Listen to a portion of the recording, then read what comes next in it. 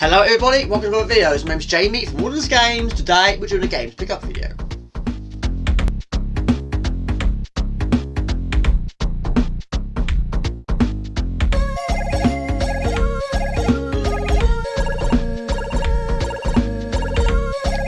Okay, I have to admit I'm a bit behind on these pickup videos, and I have to admit it's not the first time this has happened this year. But anyway, I've got October's video to do and November's video to do. So today we're going to focus in on what I bought in October 2020. First game I bought on Amiga, this is Fantastic Dizzy, and this is a fantastic box. I have to admit, it wasn't overly expensive, but it's mint. Dizzy's cartoon adventure in Siberia, a magical kingdom ruled by the evil wizard Trax. Explore the mysterious diamond mines, fabulous caverns, dragon's lair, cloud castle, find secret treasure maps, encounter strange magicians, wizards, trolls, pirates, leprechauns, and many other weird and wonderful creatures. And like my other videos, we'll be trying all these games out. There we go, Fantastic Dizzy, Codemasters 1993. Okay, this is Fantastic Dizzy, a 1991 video game developed by Codemasters. It's part of the Dizzy series. It was published on several platforms including Sega Mega Drive Genesis, Sega Master System, Game Gear, NES, Amiga and MS-DOS. The game was initially intended to be released in time for Christmas of 1990, but because of legal action between Codemasters and Nintendo over Game Genie, the title was released in April 1991, making it miss the Christmas rush it was initially slated for. Furthermore, it sold 125,000 units instead of the expected 500,000. Despite this, the game was awarded the NES Adventure Game of the Year 1991 by Game Players magazine.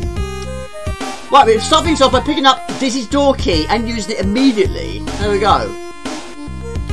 Now, I'm a big fan of Dizzy games, however, I don't know a lot about this one, but I do know it's one of the longest in the series. Right, we pick up a large, strong plank of wood. Now, this game, you do have energy, and we start the game off with 2 lights. Right, pick up another key. We have a key to Denzel's elevator. Now, like Treasure Island Dizzy, you've got to use the items as it appears in your inventory. What I mean by that, you've got to use them in order. So whichever one is furthest right is the one you're going to use when you press the fire button down. Now, any energy you lose, you can earn it back by picking up additional fruit. Fruit can be found all over the course of the game. It's a brilliant game, but I do know it's one of the longest in the series. Now we've got to try and get rid of this plant. We can't just go up to it, we've got to use some weed killer first. We don't have it yet. They can earn additional lives by doing mini-games. Now these games are very well known for picking up a certain quantity of items to finish the game. And Prince of Your Fault, it's cherries. Treasure Island Dizzy, it's coins. This one, it's stars. 250 to be precise. That's a lot of stars. We just picked up a key for the ground elevator. I love the fact it tells you how many is remaining, but yeah, that's going to take a serious lot of time. Right, so we're going to go and find the elevator, which is there, but first we collect a few more stars. Watch out for additional enemies like spiders and snails. But first we're going to build a bridge. There we go. Superb. Got 241 stars to find. Right, we've got the weed killer. A can of snappy weed killer. Now if you press the shift key on the keyboard, it tells you a little bit more information about the items, but luckily I've already done that and wrote them down. So we're going to head back and kill that plant. He's not going to be impressed with that though, is he? But we need it to progress. Now I've not played many Dizzy games, but I know this is a very long one, but I do believe that Spellbound was the one you lose energy by falling a long distance. This one, you don't lose energy, it just stuns you. Right, that's one key used. Now you can use that elevator as many times as you like for the remainder of the game. Right, kill the plant. So we go 100 points for doing that. Up there, and we pick up a long length of tough rope. Now in this game you can also swing, providing you have a grappling hook nearby, something to grab onto. Right, pick up a lemon, why not? Got 100 points for that. Okay, jump up there. Energy at the moment is good. Another star, 237 more to find. So there's so many evil spiders here. Right, okay. Now the music in this game is okay. It could be so much better, but the game does look absolutely tremendous. I love the fact that it gets darker over the course of the game. It's a really nice touch. Right, again, wait for the spider. Pick up a star, and we're going to use this rope. First, we pick up a key. This is the key to Daisy's house. Daisy, once again, is in trouble. She always is. We're like the princess in Mario. Right, are we ready? Use the rope. There we go. Now the landing's going to hurt him a little bit. We won't drain his energy, just stun him for a little while. Then we go pick up the item, we enter a minigame. So the rules are as you expect. We've got to try and solve the puzzle. It's one of those sliding puzzles, but again, it's timed. And if you do it successfully, you gain another life. So first things first, we're going to put his feet in the right place, because at the moment they're not. Where's his other foot? There we go. Put his foot there. So you hold the fire button down and then drag where you want it to go. So it's not as bad as other ones. Okay, that one's there. We've got to go up there, along there. Superb. That one's there. Then we've got to solve this character. So at the moment, he's in a really, really bad way. But in a way, so is Dizzy. His head's in the wrong place. Switch those two around, and that one around. That go up there.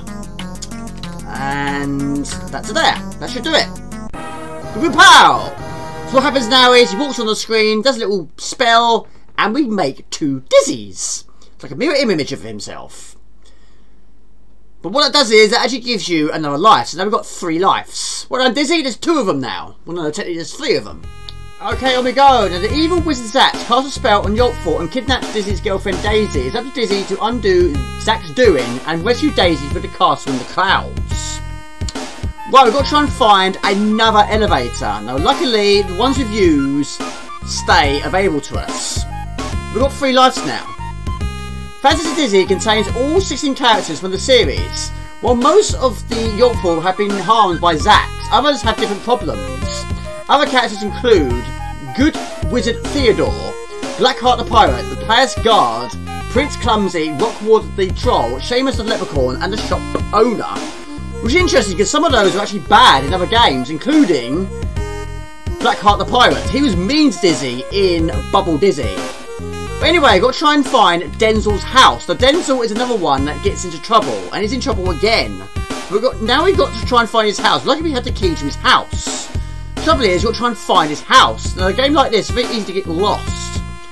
But I think I know where to go. I think so. But make sure you don't hit additional enemies, including spiders and snails. But we do have 3 lives. But yeah, okay. We are now at the start, but in a different way now. We pick up any stars along the way, and we head up this way, I think. No, we don't. We head left. See, I'm lost already, but this level is huge. Or should we say this game is huge. Right, okay. JB, you're getting lost. We need a map. This game needs a map. Desperately. Right, down. We're not far away. We've got to try and find another elevator. Luckily we have the key to do so. It's around here somewhere. Don't take damage, but then fruit will replenish lost energy. Up there. Okay. Mind the spider. Pick up fruit. Damage is now restored back to its normal way. Okay. We have found it. Excellent. Use the key. Right. Now we've got to find Denzel's house, which is here. We have the key to get in. Use the key to Denzel's house. Here we go. Right. Any stars on the way? Pick them up. This game has so many stars, and there is a really, really frozen solid Denzel. Okay. That's a pair. Okay, let's go and speak to Denzel, even though he can't really speak right now. You might be surprised. Denzel wanted to be cool, so Zack granted his wish and froze him in ice while he swam. Now he needs your help. There are several places for Dizzy to visit, including the whole complex of the Yolkfort secret treehouse, the mine, the neighbouring city of Kelgar, the pirate ship, the castle, the grasslands, the Carver Bay, the cemetery, and finally Zack's Cloud Castle. The game generally scrolls horizontally, although some minigame sections scroll vertically. When Dizzy climbs a ladder or jumps to an off-screen platform, a new screen is loaded. As the game continues, the series cycles through day and night. And it does, it looks really, really tremendous, really, really good. It's a really nice touch in this game, but I've got a feeling this game will take an absolute lifetime to finish. But anyway, we're going to head over to a mine, because now we have a spanner to fix a machine. And we're going to end this part of the video with a minecart. We love minecarts around here. The game is hard to qualify in the genre. It seems at first a platform game. Dizzy is vulnerable to all enemies while unable to eliminate them. The puzzles are completed by bringing an object to a location in the same fashion as Gods and Adventure games, and also has a capture of 250 stars scattered throughout the game. The game can also be seen as a union of all the previous games where a player can find a lot of familiar items, e.g. elevators, magic beans and places, e.g. mines, deep sea, as well as several arcade minigames based as older games of the series like Bob and Dizzy. There we go, you're absolutely superb at fixing. There we go, we're going to go to the Minecart. Right, again we have another key, but this game has so many keys, it really does, and it has drips. But yeah, Dizzy's not really much of a killer. In fact, he can't kill anything in this game. I don't think he can. But then I haven't got far enough to find out. But anyway, damage is okay. Damage is really good. We use another key. There we go. We descend. Now, these aren't drips of water. These are drips of goo or toxic, something like that. But I'm guessing it's going to hurt him if he touches it. In fact, it's guaranteed going to hurt him. Right, the minecart is around here somewhere. But yeah, you have to use these minecarts to get to other areas. Because like I say, this game is gigantic. It is huge. But anyway, watch out for drips. Right, down there's an axe, but we're going to go on the minecart. But anyway, let's put this part of the video to a finish. Dizzy can carry up to 3 items, like keys and objects, to solve puzzles. Some items are meant to be traded to characters, given to characters, or placed in certain locations. Some of these can be used to reach or things otherwise inaccessible, or to protect from danger. This element is similar to the game Pugsy, released for Sega Saturn. Right, again, we are doing another little mini game, but yeah, you've got to use this to your advantage to get to other areas, because like I say, this place is gigantic. But of course, the replay is insane, there can be hazards. But yeah, it looks tremendous, not quite as hectic as the Temple of Doom, but it does look tremendous. But we've got rocks that sometimes will block your path. Now you've got to switch tracks. We do this by holding the right or left directional stick down, whichever way you want to go. And stars even feature here. There's stars all over the place. There's more stars than there is in the sky in this game. Right, but anyway, do you want to hit a dead end? Hit a dead end is going to lose your life. And there are certain exits on this section. But, you know, the world is your oyster. You go for a small exit or go for the more distance exit. Right, okay, so we don't want to go down there. We're going to avoid at all costs. Hold right to go up there. Now, I don't think there's any Dizzy game that I know has sound effects. It's a shame there's no sound effects. The music is okay, but it's better in other levels than it is on that main treetop level. It's not one of its best music, to put it that way. But the game itself is tremendous. But anyway, let's try and find as many stars as we possibly can, and don't hit any dangerous situations. At the moment, it's going well. Just don't make any mistakes. In fact, that was a mistake. I've missed a star, but then we're not going for completion today. Rule number 1, stick to the tracks and go where we need to go when no dangers are there. At the moment, we're doing alright. In terms of stars, absolutely no idea. Depending on the version, 100 or 200 stars are scattered around the game and must be collected to gain access to the final confrontation with Zax. Right, okay, speeding up a little bit. No more reading, Jamie. Focus on this now. I love this music. Okay. Ah! Danger! Danger! Oh, that's fine, that's fine. That's not a death. That's taking you away to somewhere else. But there we go. Next game I bought on the Amiga, this is Brutal Football. Brilliant game. I do have it on the C32 as well. That's brilliant. Do you like sports games but think American football is for wimps? Do you like action but think that a chainsaw massacre for good granny's tea parties? If you do, this Brutal Sports Football is for you. This is an all-action, crunch 'em, stamp 'em, stomp 'em, no-holds-barred game of mutant football combat where heads will roll and where injury time means just that. Football with new sets of rules. No rules. 1 or 2 player game, 4 breeds of rock-hard players, head-to-head and all-out combat, masses of pickups, laughs and blood. There you go. Okay, this is Brutal Sports Football, an arcade-style football video game developed by Talk London and originally published by Millennium Interactive for the Amiga in 1993. Featuring a different take on football, Brutal Sports Football puts heavy emphasis in the violent aspect of the sport and resembles war as much as sports competition. Brilliant game. I have to admit, I didn't play it much in the old days, but I'm a big fan of Speedball 1, Speedball 2 and Deadball Zone on the PlayStation 1. It's a brilliant game. Right, let's try and get off to a good start. There we go, 1-0.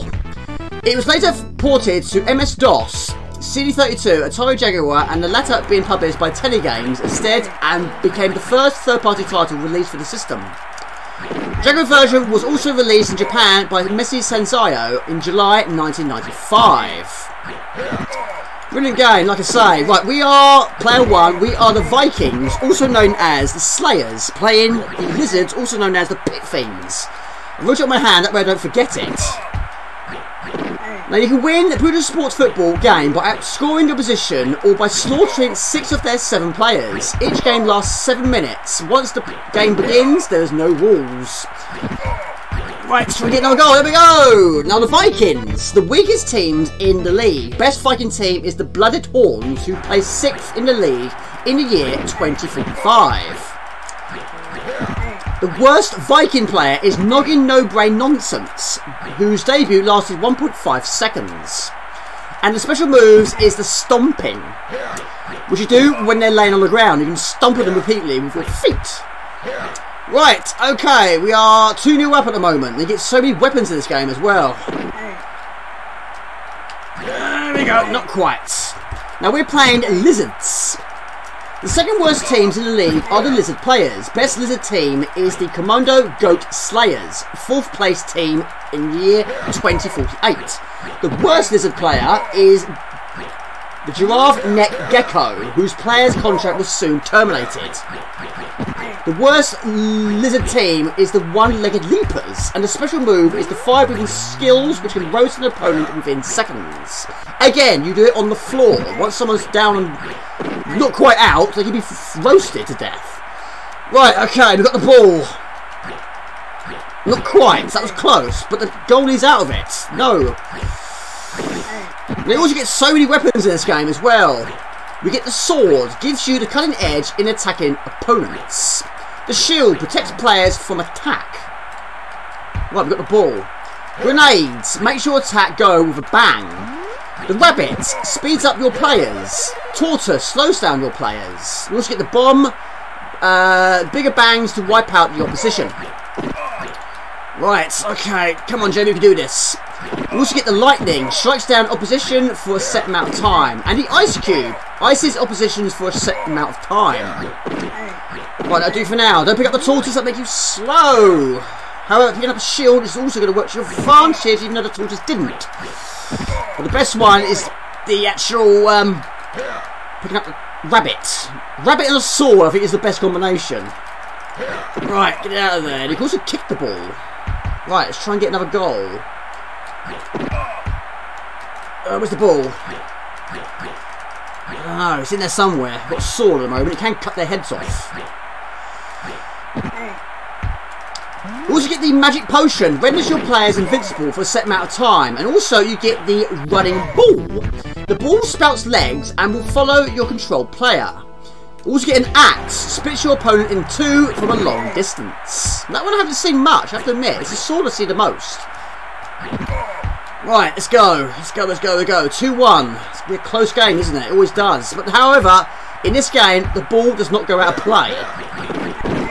However, once a player is injured or dead, believe it or not, they're out for the remainder of that game. There you go. Superb. Right, there we go. The ball is once again in the middle of the field, and nobody's actually got the ball yet. So we're just trying to attack everyone with whatever way we can do it. Now, I've played this a few times recently. His head come off. Another head's come off. I tend to win more games by actually defeating all of the players than actually outscoring the opposite team. And in this game, like Speedball, you also do earn money. I have to admit, I've not done much with the money because I haven't played it enough to find out. It's brilliant. It's really good. Right, energy bars at the top and top left and top right, and also in the middle of the top screen there's a radar that tells you where your players are and where the power-ups are.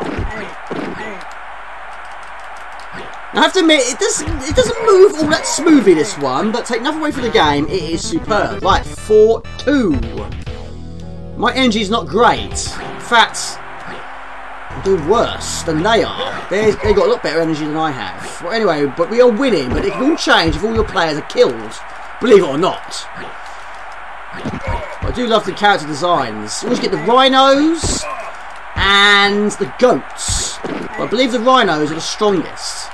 But they only appear in certain leagues, or certain divisions, should we say. There we go. Easy win. Throw it in. Goalie was out of it. Right. 5-2. Right, one of my players is down with no head. But yeah, the sword I think is the best. I really do think so. The axe, I've hardly seen the axe. You can do a diving attack. You can punch them. But yeah, like the rules say, there isn't rules. There you go. One of my heads has come off. Right, okay. Let's get out of here. We've got a sword. Well done, goalie. Superb. Goalies are controlled by the player. It's chaotic. The ball is in there somewhere. Let's throw it out of there. I love the fact that the bodies stay there. Even the heads stay there. You can also pick up the heads and use them against the opposition. There we go. It's down. Another head's gone rolling. Love the sound effects. Really good. Right, we're not far away from the finish. There's another head. Where's my players gone? Put them down, headless. I'm actually running around one of the opposition's heads in my hand. Right, bombs. We have the bombs. Use that if we need to. I'm frozen to the spot. And they've got the rabbit power up, so that's a very, very good combination for them. However, I just took the ball out of them right at the right time there, so that's pretty good. Okay, right, there's a head, there's a lightning bolt. However, I'm going for it. The less players on the opposing side is going to make the scoring a lot easier, because even the goalie has to run out. There's so much damage to the field. And they're down the days for a short while. There we go, victory! 5-2. Now the music in this game does sound a little bit like Doom. There we go. I'm punching the air, they're down in the dumps. There you go, superb game. There you go. Goals 5-2. Heads 2-3. Money 150,000.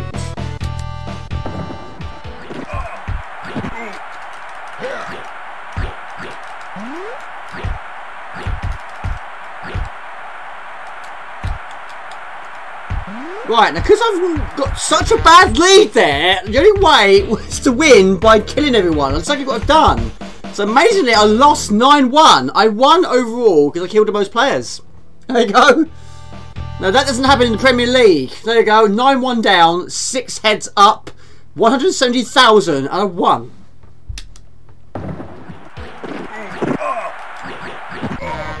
Well, he scored, but his head come off. This happened to me once before. One time I streamed this game, and what happens if the goal scorer scores the goal and at the same time scores the goal and has his head chopped off? That can actually crash the game, and it's done it again. But yeah, the poor guy is lying on the floor with no head when he should be punching the air in celebration, but the timer's frozen, the players have stopped moving, it's crashed. But there we go, it's a brilliant game, brutal sports football.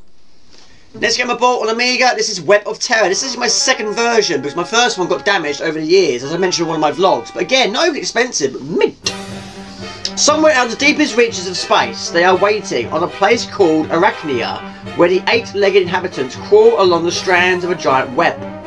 And caught on one of these strands lies a helpless insect, a cruiser, a listeria. The passengers are forced to take their chances on the web and soon find themselves being hunted down by the creepy predators. Their only hope is one man. You are that man, Rock Bimhead, Space Ranger. Your craft will only carry so many and your weapons aren't that powerful, but you're their only chance. There we go. There we go, I haven't played this for absolute years. Web of Terror. Okay, this is Web of Terror. A space passenger ship has crashed into a web of giant space spiders. The spiders have broken in and the passengers have no choice but to run for it. You are Rock Bimhead, Space Ranger. Fortunately, you're in the area. Fortunately, you're equipped to search and rescue. Unfortunately, you are also afraid of spiders. It's a brilliant game. I have to admit, the ratings weren't all that great. In fact, it got absolutely annihilated. But I know what you're thinking. You're probably going to absolutely hate this game, and you probably will. But I quite like it, actually. But I haven't played it for absolutely years. You've got to try and rescue as many people as you can possibly do. Now, that I don't think is easy done. I mean, I don't think you can actually rescue everyone. I think there's just far too much to do in a short space of time. Now, this game does have a time limit. Now, as long as all passengers have been dealt with, whether it's actually been eaten alive by a gigantic space spider or rescued, and there's no one left on the screen, you can actually move on to the next screen, or level, should we say. Now, you probably could actually get away with not actually rescuing anyone. I'm really not sure. But there we go. End of level. Well done, Space Ranger. Level 2, blast away as you duck and dive around the web using fuel pods to keep your batteries charged and your missiles loaded. The craft can carry 4 passengers. Use teleports to load them off safely. Now, it's not a high scoring game. Your score's at the bottom right where your time is, and time goes quick. Any outstanding time at the end of each level is then converted into points. But it's absolutely essential you keep your fuel topped up. This has the worst fuel tank ever. If you're going down the road just to pick up some loaf of bread, your fuel will probably drain and you have to refuel. That's how low it is. You've got to keep it constantly topped up. Now, down the bottom left corner of the screen, there's a radar, which, believe it or not, is a web. Don't know why it moves around like that. Now, you'll see some white dots. Now, one of those is actually me, and the rest are passengers. Now, unfortunately, spiders don't appear on that radar. But this is a very unusual web. Webs don't move around like this in real life. Now, if a passenger is then put into a cocoon, which is very well known for spiders, because they like to come back to it later on and eat it again, or continue eating it, should we say. Once they're in a cocoon, then they will be taken away from the radar, so you can't see them. So that makes it difficult to find them, but there's so many people, this web is so big, there's so many spiders, I don't think it's actually possible to rescue everyone. And 9 times out of 10, you're going to run out of fuel, and even shooting also drains your fuel. And it does take quite a bit of time to unload the people off your spacecraft. Right, we've done it. End of level, well done, Space Ranger. Level 3 of 125, we'll be doing that today. However, this is the final level of this part of the video. Now, spiders like to cocoon their prey before dying, and keep an eye on the fuel gauge. When it's empty, you're out of speed and missiles. Use the radar to locate the passengers. Cocoon passengers do not show on the radar. Only 4 passengers can be carried at one time. Watch the second gauge. And also, 2 types of missiles. And some spiders cannot be affected by certain types. Now, that I didn't know, but yes. Each missile is just a different colour. I don't think it actually does anything different. But yes, some spiders cannot be harmed by them. Anyway, again, there's a lot of dots on the radar, but it won't be for much longer because spiders don't hang around. But yeah, time is ticking away. Keep topping up that fuel. I think this has the worst fuel gauge in any computer game that I've played. It really is that bad. Right, 736 seconds remain. Score 2,345. And there's 2 dots left on that radar, and one of them is mine. And it's just gone. My lord, don't hang around, do they? Right, okay. I just wish you could see the spiders on the radar. I wish you could see the fuel gauge on the radar. Okay, this could be over a lot quicker than I expected. Right, okay. We've got to try and find the people that are currently in a cocoon.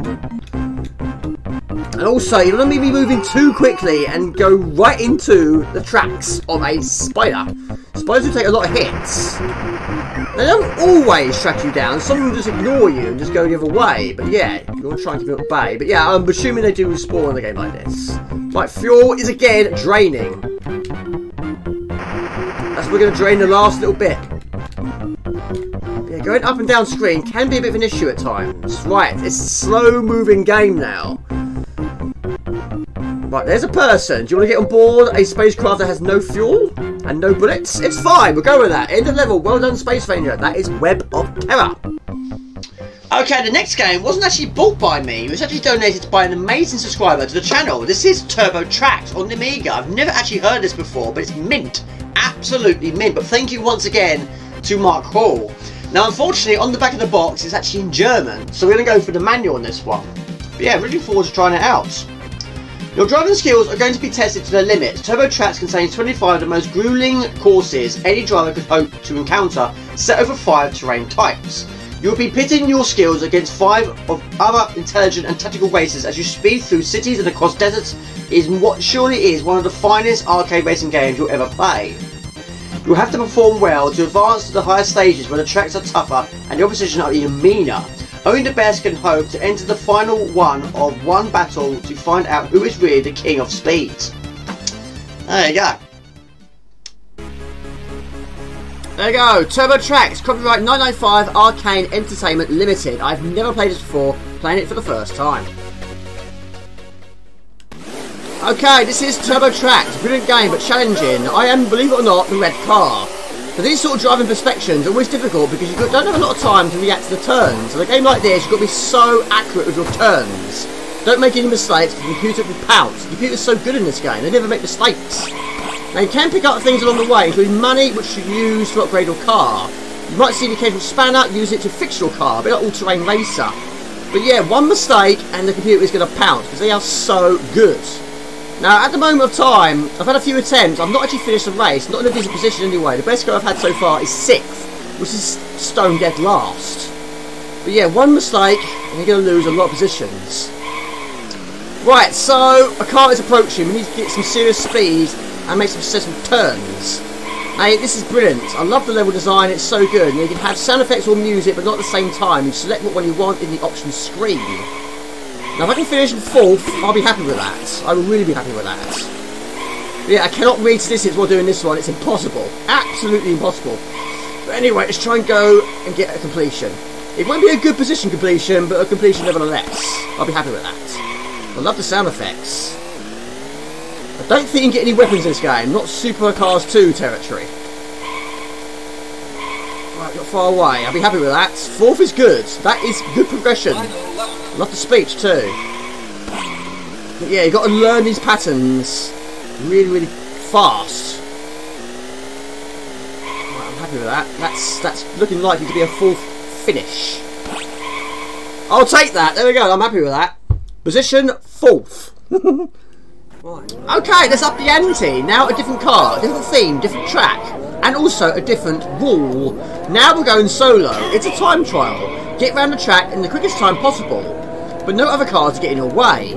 Now down the bottom right corner of the screen we have our damage bar, our speed bar and our revs bar. Now when your damage bar is maxed out, believe it or not, game is over. I don't think it goes as far as blowing up, but it's going to be the end of the race for you.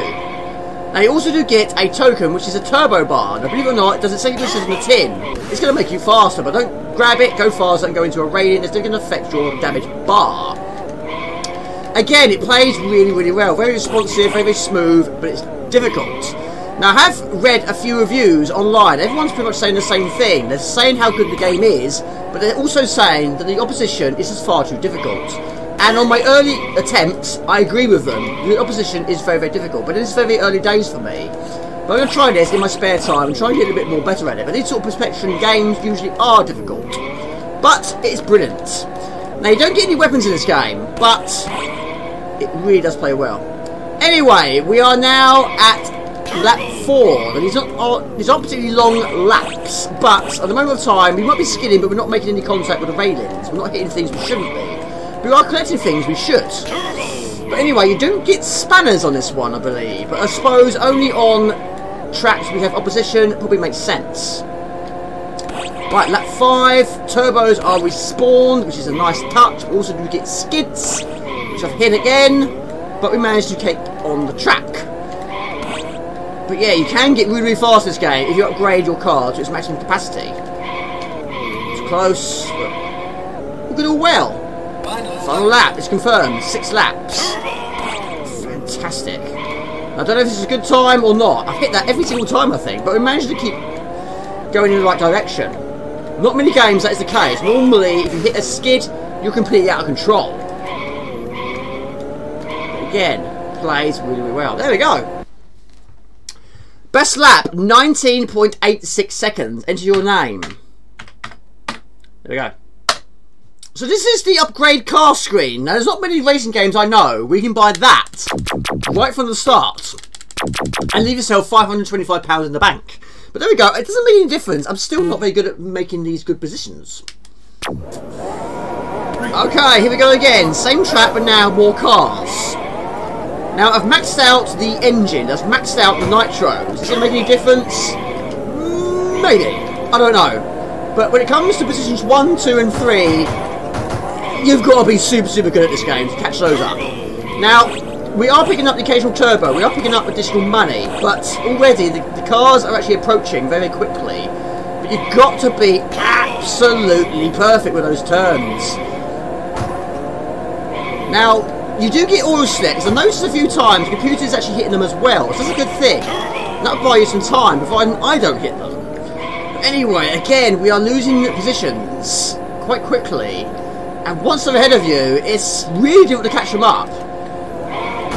Ooh, okay, he stopped. What happened there? Well, that works my advantage, unless he's damaged. It could be. That might buy me some time. That's actually put me in third. But yeah, it's a non-contact sport, but occasionally I might need to do that to buy some time to keep my position. If I'm in third, can I do that? I'll be delighted with that. I'll be over the moon with that. Damage is good. Speed is good. Revs is okay. If I'm going, all with slicks. But yeah, positions 1 and 2 are nowhere to be seen. They're probably going to overlap me. Right, they're approaching. They are approaching too quickly. Right, position 5 of 6. No, you cannot be serious. Oh, I don't believe it. There you go, position 6. But anyway, brilliant game, challenging Turbo Trax. Okay, 2 more on the list, and I bought them both on the same day. This on the C64, which is Night and Grail. Tremendous game. However, I have streamed it a few times, but I'm not overly good at it. But having instruction books is definitely going to help.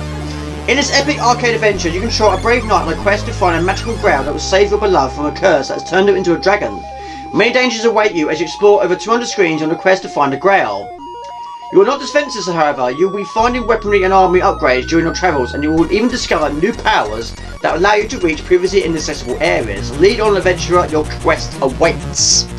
There you go. Okay, this is not the game, this is Knight and Grail, a flick-screen action-adventure game released in 2009 for the Commodore 64. It was developed by Swedish indie studio Wide Pixel Games and published by Soldering Software.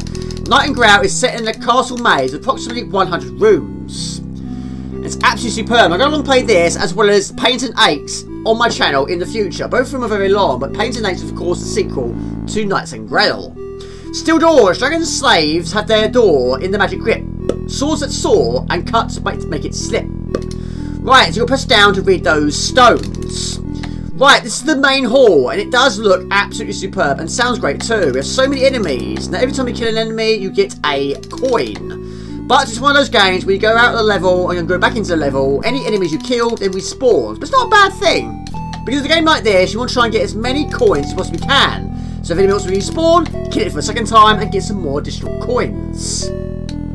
Right, evil drips. So many drips in this game, and these are called Venom Vipers. So they fire at you. You can pick up energy. Now hit these, and that opens up a door somewhere in the castle. Now if you press spacebar, it brings up your map, and also tells you what we have in our inventory. At the moment we have an iron sword and an iron armour.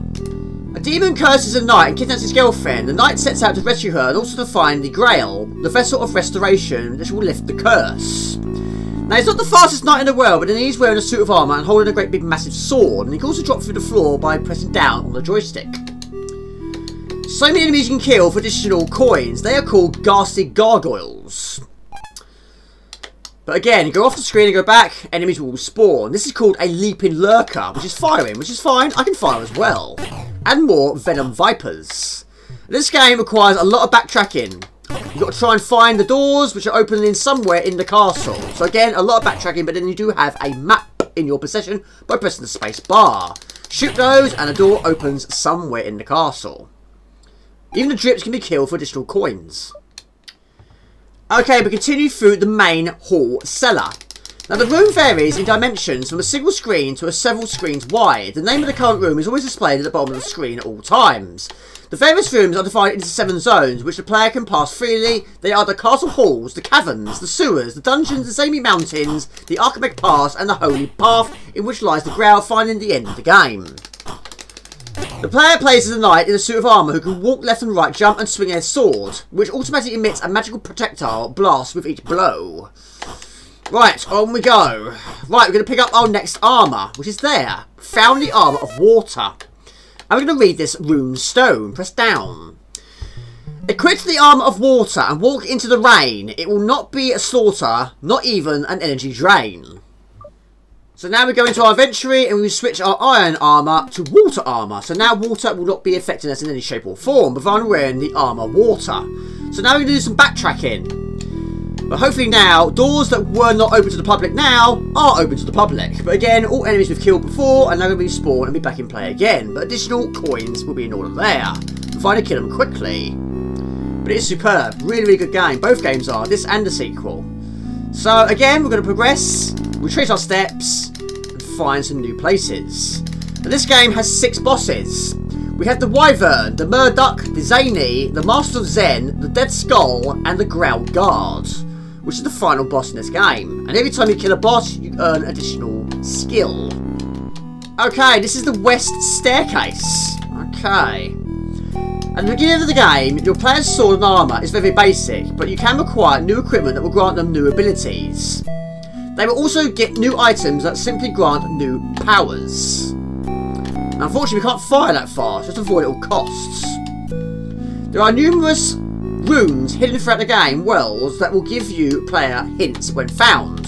The player can open a map screen at any time which tracks your player's current position and also displays the layout of the rooms visited at that point. The game does not utilise both music and sound effects at the same time, but instead switches between them every few minutes. Right, it's the West Tower lower. It might be lower, but we're going higher. Right, there's a sword up there. We can't get up there. We don't have to double jump.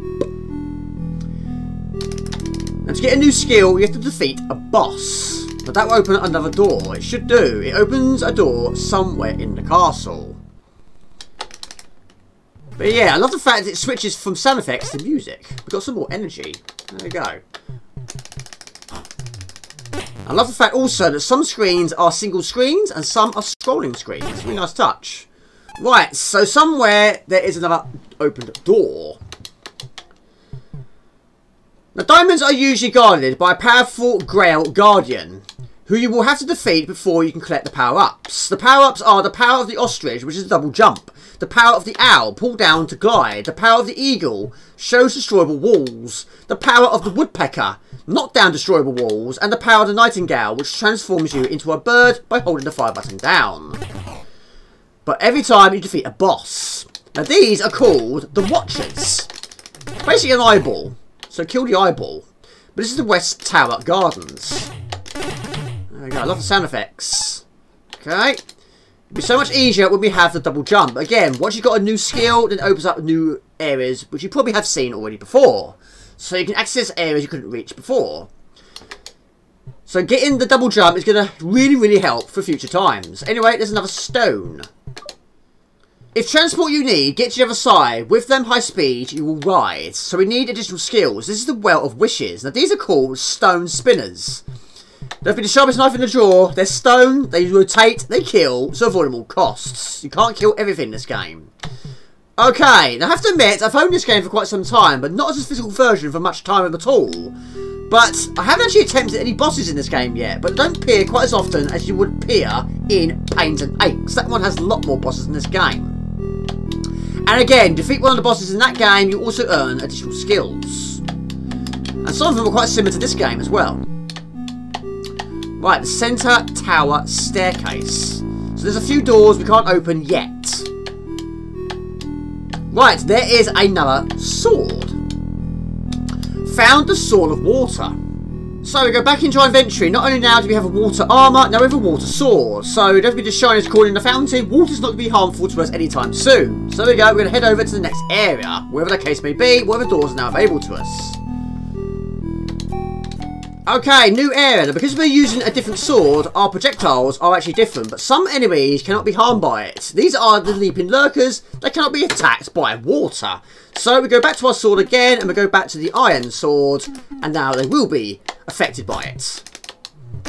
There you go. So this keeps you on your toes. But I don't know how many swords this game's got. I'm guessing it's probably got quite a few. But yeah, birds also do feature here, and they're deadly. They always are. Anything that flies is never a nice thing. Right, what is that? Got a maximum energy increase. And that opens another door somewhere in this castle. So again, backtracking is in order here. Nightingale received positive reviews And the game received a 94% ceiling rating from Retro Gamer, saying Night and Grail is hugely enjoyable to play with tight controls, well designed and sometimes rather devious locations and some intense boss battles. Right, we've got to read this now. The Majestic. All swords, bring them to me. You will get awards for free. So because it's very early on in the game, we don't have all the swords yet. So once we do, we go to the Golden Shrine and give them all to this thing. Jeremy Parish of OneUp.com also praised the game, saying that although the game is somewhat hampered by the limitations of the C64, purchasing it was nevertheless a moral imperative for the reader. Retro Action awarded the game 91%, noting that its truly stunning appearance and brilliant moody soundtrack, concluding that the quality is apparent in every aspect of the Night and Grail. John Dennis of Retro Gamer CD called it a fabulous game, saying he had been glued to the screen from start to finish, and gave it a perfect score of 5 out of 5. Right, we picked up another armour, which is the Armour of Earth. Now, the Sword of Water is good, but it's better for enemies that are airborne. It's not so good for enemies in front of you, but in the case, you've got to keep switching around and doing what you think is best. So we're going to go equip the Earth of Armour, and we're going to go back to the Sword of Iron. Right, so this is where we're going to pick up another door opening situation. This is the East Tower. This actually opened the door just below this screen. So again, a little bit of backtracking is in order here. A door opens somewhere in the castle. And this will take you to a whole new area. So again, press down. And also avoid these creatures which are called the Castle Creepers. Right, we head right. Follow the arrow. Loading the Wyvern Caverns. Okay, new area. It looks absolutely superb. This is the caverns. New enemies. These are called cave worms. They fire. The trouble is their fire goes right through the wall. I don't think my weapons do, but we're going to see our first boss here. This is called an acid spitter. Speaks for itself. We all know what he can do. Deal with him one stage at a time. Right, now these cave worms you cannot kill with a fire sword. It's fine. We use another sword instead. The next boss is the Wyvern, which is a dragon. Okay, not there yet though. Now also, these are called Dark Vaders. Now I don't think you can kill those, but they are appearing and disappearing. And every time they appear, they shoot a bullet at you. So avoid them all costs. But again, it looks and plays really, really well. Okay. Maybe you can kill those with a certain weapon, I don't know. But I don't want you switching around too much. Right, we go up here, we get some more rewards. We love rewards. Especially just waiting there, just waiting to be picked up. There you go. Maximum energy. Just what we need for the first boss. Press down to read the rune. Protection against gravel and dust is needed from here. Heed you must or end up as a dragon's spear. Right, that is a dungeon guard. This takes us to the next boss. This is the Wyvern's entrance. Right, the best weapon I think for this boss is the Sword of Water. And we're going to stick with the Armour Earth. And this boss will throw spears at you as well as fireballs. But yeah, I think this is the best sword to use. You're trying to hit him right in the nose. We're going to do it from down here. That way we're going to avoid his fireballs. Looks like he's laughing. There we go. They are gigantic spears. They are huge. Once they're clear, we'll go for the attack of our own. Hit him right in the chin. Safe down here because we have a little groove. That's a safe little groove. The character cannot crouch in this game. Just go through the floor by pressing down. That's all. No crouching in this game. What we desperately need is a double jump. Okay, we're clear. We'll go for the kill. There we go. A door opens somewhere in the castle and it explodes. What do we get? We like rewards. What is this? A power of the ostrich. This is a double jump. And this is another sword. Found a sword of earth. So now we have the sword of earth and the armour of earth. The power of the ostrich. Another leap in mid-air will have you soar higher than you dare. And higher than before. Okay, so now we have a double jump. And it's absolutely superb. And also we have the earth sword. Which is absolutely essential for killing enemies high up in the air. Look at that. No match for me down there.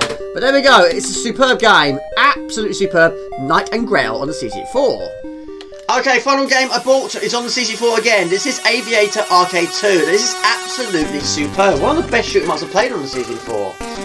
A terrorist unit known as the X-Force has occupied the peaceful city of Suburbia.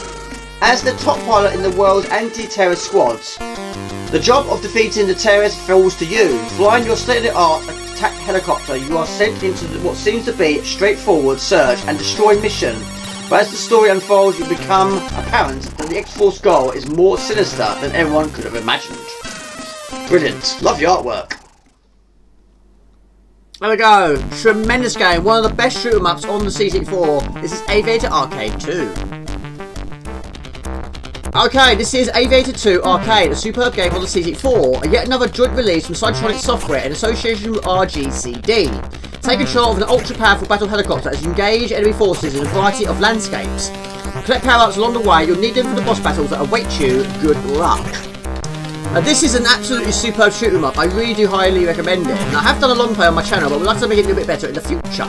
In the meantime, pick-up video. It's simple, shoot anything you can and you'll be awarded points on specific enemies you have killed. The tougher the enemy, the more points you earn. Boss battles earn you the most. Now the biggest lifesaver in this is you have an energy bar.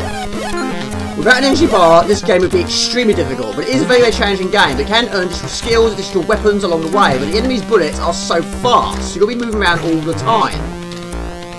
But you also do get a rank up, which will determine on what difficulty you're doing it on and what your accuracy is like. If you miss your target a lot of times, it can affect your ranking. Now you can pick up additional items, but you have to shoot them. You can either shoot them or collect them, but shooting them is definitely the easier way of doing it. So we just picked up a restore your helicopter to full undamaged state. And we've also got a rapid fire machine gun, double your rate of fire.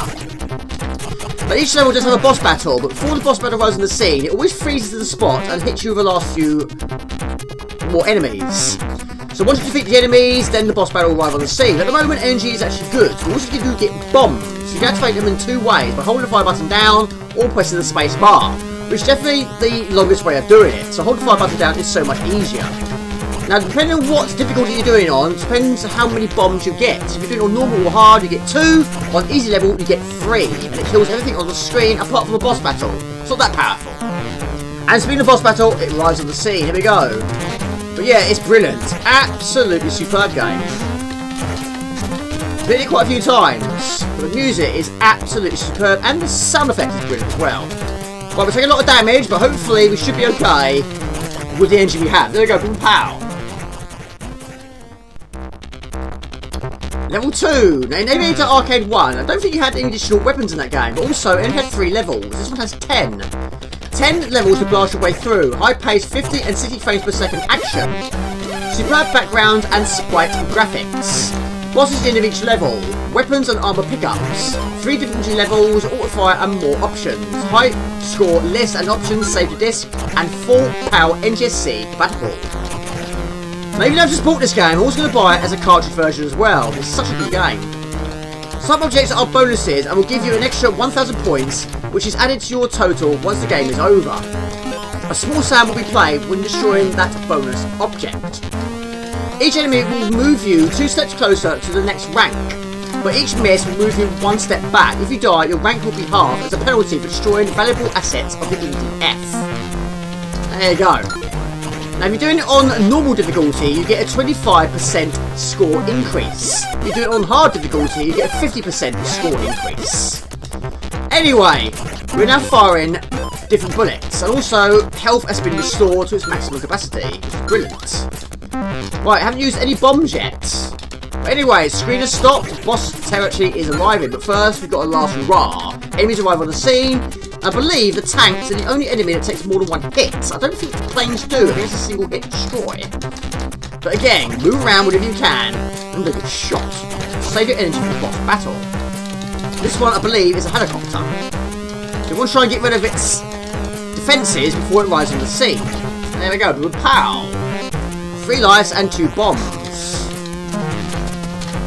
Again, it looks and plays so well. I love the music too. Okay. Got these tanks to deal with as well, if you so wish to do so. Rule number 1, defeat the boss. There There you go. So good. So good. Level 3 and the final level for this part of the video. Now every 100,000 points you'll be awarded an extra life. 3 lives should be more than enough for anyone, but we don't judge. But it is actually possible to earn a maximum of 9 lives, the same amount as a cat. In addition to the score, you can also be able to attain a higher rank. When you start each game, you start off as a lieutenant, but it's actually possible to upgrade to a general. Right, extra weapon, we got the heat-seeking missiles, tracking your nearest enemy. Now the weapons you get in this game, at the start, is the military tech weapons. When you go upgrade to the levels, you go to space, you get the space tech weapons. Then you go to the alien base, and you get the alien tech weapons. That's how it works in a game like this. It's superb. Right, okay. This is actually the first boss, I'm saying the only boss that appears in the first game. But this actually appears twice on this level, if I remember rightly. But yeah, it's another superb level. Right, okay, the boss on this one, I believe, is the only boss you don't actually kill first time. In fact, you've got to disable his bullets, and then follow him. It will take you to the alien base. Right, approaching enemy base. There you go. Keep moving around, upgrade, and increase your energy. Second helicopter.